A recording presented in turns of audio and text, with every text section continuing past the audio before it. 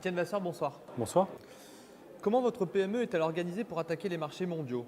Vous avez annoncé vouloir cibler de nouveaux territoires de conquête, comme l'Amérique du Sud ou la Russie. Le ferez-vous à structure constante? Oui, alors nous le ferons à structure constante parce que nous avons renforcé il y a 2 ans l'équipe en charge du développement international. Et aujourd'hui, après s'être structuré, on pense être en capacité de pouvoir développer ces nouveaux pays. Quand on a une position de leader, comme c'est votre cas pour le transport du cacao, on est vulnérable aux contrefaçons. Comment vous prémunissez-vous?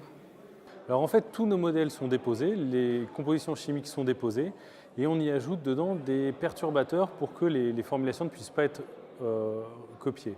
Ensuite, on fait appel à des cabinets de surveillance dans les territoires où nous avons déposé les produits et on compte aussi sur nos distributeurs qui doivent faire une certaine veille pour voir s'il n'y a pas des produits concurrents qui arrivent, voire des contrefaçons.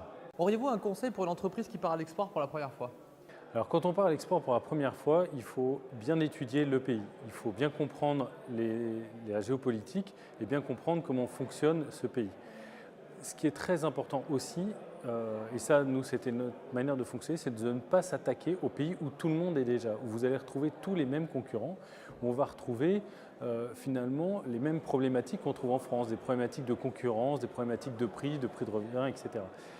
Autant aller dans des pays où il y a un manque, où le produit n'est pas existant, ce sera beaucoup plus facile, vous serez beaucoup plus attendu.